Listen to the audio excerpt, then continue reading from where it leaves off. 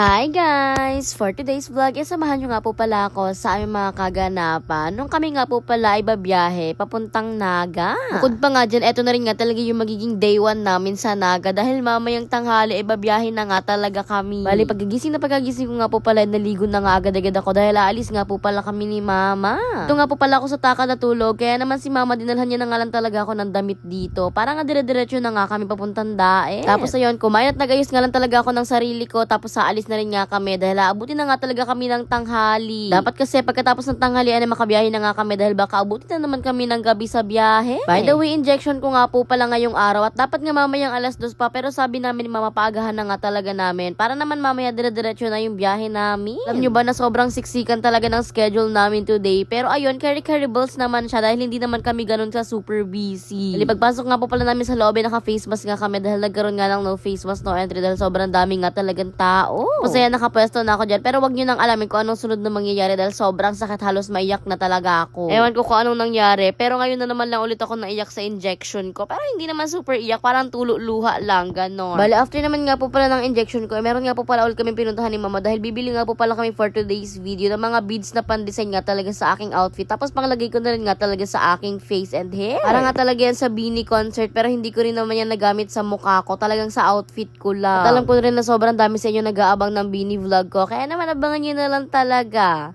Uy, na para bang sobrang daming nangyari doon. After naman nga po pala is eto, uuwi na nga po pala kami dahil malapit na nga talaga magtanghali, tapos magtatanghalian pa nga kami at mag-e-empake pa nga talaga kami. O diba, ang mga babaeng to hindi na kasi nag-empake kaganina pa. Grabe, sobrang init nga talaga ng panahon dito, kaya naman di ko na rin napigilan uminom ng sobrang lamig na tubig dito sa amin sa bahay. Kumain nga lang po pala ako dyan at after naman nga po palang kumain is nag-empake na rin nga po pala kami ni Mama. Tapos ito, nagbihis na rin ako para makaalis na nga kami. Kung makikita nyo nga that time, wala talaga akong makeup or anything else, tapos sobrang haggard pa dahil sobrang init talaga ng panahon. Sobrang nagmamadali na rin nga kasi kami sa mga oras na yan. Ewan ko rin ba kung ba't kami nagmamadali na para bang meron kaming hinahabol na oras. Tapos ayan, dumaan nga po pala kami sa Taka dahil dadaanan nga po pala namin si Tita Star tsaka si Tita rin dahil kasama nga talaga natin sila papuntang Naga.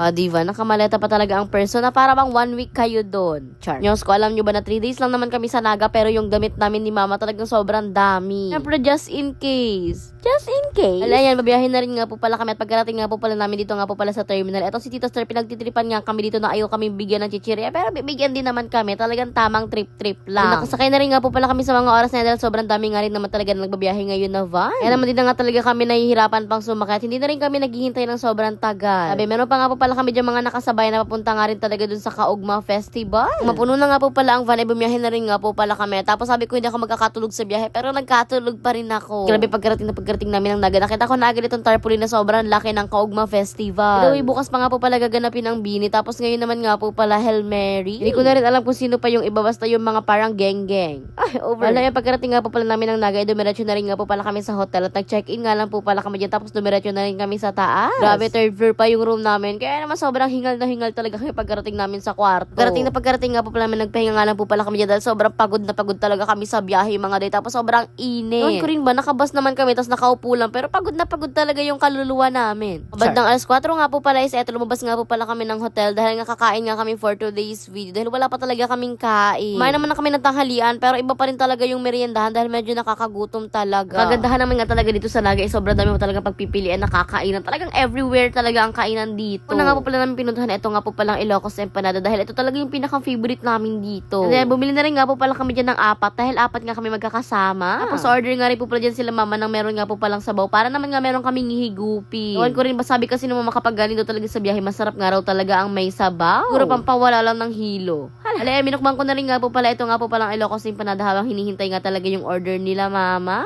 And of course, kasama natin si Tita Rain, si Tita Star, tsaka si Mama sa pagmukbang. Hala, maya-maya nga lang po pala. Okay na nga po pala yung order namin. Kaya naman kainan time at grabe, sobrang dami ng sabaw naman talaga na para bang maliligo kami. Char, joke lang. Kung may pa-joke lang na ako for today's video. Nyos, kung mahirap na kasi baka bigla na naman tayong mabash sa comment section. Share nga po pala kami dyan ni Tita Rin, tapos si Tita Star naman nga po pala tsaka si Mama, i-share naman din nga talaga sila. Share naman nga po pala ng pagkain namin is eto, dumiretso nga po pala kami sa labas dahil nga maghihintay nga kami for today's video na sasakyan papunta nga po pala sa Kaugma Festival. Kaso lang mga be, sobrang dami talaga naghihintay na mga tao dito na sasakay dito, tapos pupunta rin sila sa Kaugma. Kaya naman parang napa-back out na lang kami. Nga namin ibukas na nga lang, total bukas pa naman yung Beanie. Tapos ayun, napupunta nga lang po pala kami dyan sa Taka dahil nga maghihintay nga kami for today's video na sasakyan papuntang nga po pala sa Kaugma Festival. Kaso lang mga be, sobrang dami talaga naghihintay na mga tao dito na sasakay dito, pupunta rin sila sa Kaugma. Kaya naman parang napa-back out na lang kami. kami sa kwarto para magbihis tapos mag-TikTok na rin. After nun ito, lalabas na naman nga kami dahil kakain nga kami for today's video ng dinner namin. O diba, nakailang labas na kami na para bang hindi kami napapagod talaga dito sa third floor. Char. Bali, yung malapit na nga lang po pala sa hotel na kainan ng pinili namin at ito first time nga talaga namin makakakain dito. Nga talaga namin sa loob, syempre nag-order na rin nga kami at buti naman nga wala pang masyadong tao. Kasi ginawa na rin nga po pala namin dyan yung trend nga talaga na kung kanino nga talaga matutok ito kapag tumunog siya yung kukuha ng order. Tapos yan ang Tita Star Nyonyos ko, siya na ngayon nag-order, siya pa yung kukuha ng order. Grabe naman yun. Kung nga po pala kay mama, hindi na muna ako magkakaning dahil parang busog na busog pa talaga yung tiyan ko. Naman ito lang yung sa akin sandwich, pero syempre makikikain din ako sa mga kanin nila. O, diba, nalito na talaga. Mas ko lahat na mga kasama ko dito nalito dahil akala nila hindi ako magkakanin. Tapos makikihingi rin pala ako sa kanila. After nga po pala ng dinner namin, syempre bumalik na rin nga po pala kami sa hotel dahil nga matutulog na rin nga talaga kami. Marami pa mga ganap na hindi na na-videohan. Kaya naman hanggang dito na nga lang ang ating day 1 dito sa Naga. Salamat, bye and God bless. Thanks for watching. Mwaps!